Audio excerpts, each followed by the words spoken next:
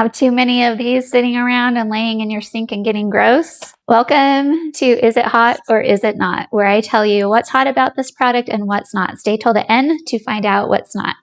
Now, first, what's hot is this keeps these sponges organized and not in the bottom of your sink getting gross. You just attach it to your sink with suction cups, and then you just put the sponge on like this, and you can do it either way. So cute.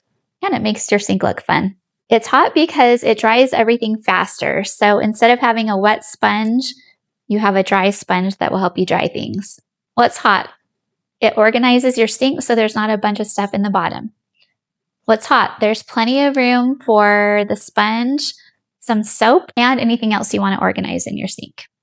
What's hot? It dries everything faster. The open, hollow stainless design allows air to circulate around your sponge and brushes so they dry much faster instead of sitting in a puddle of water.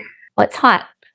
Strong metal construction made from stainless steel. It's sturdy, rust resistant, and designed to hold up really well to everyday kitchen use. What's hot? Super easy installation. All you do is slide the suction cups in, put some water on here, and stick it right to your sink.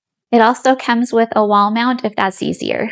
What's hot? Having a designated place for all your cleaning tools means no more hunting for your sponge or wiping puddles off the counter after doing dishes. What's not hot? It works best on smooth surfaces.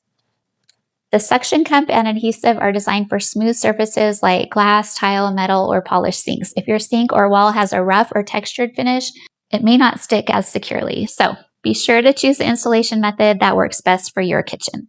Thanks for watching. I hope this review helped.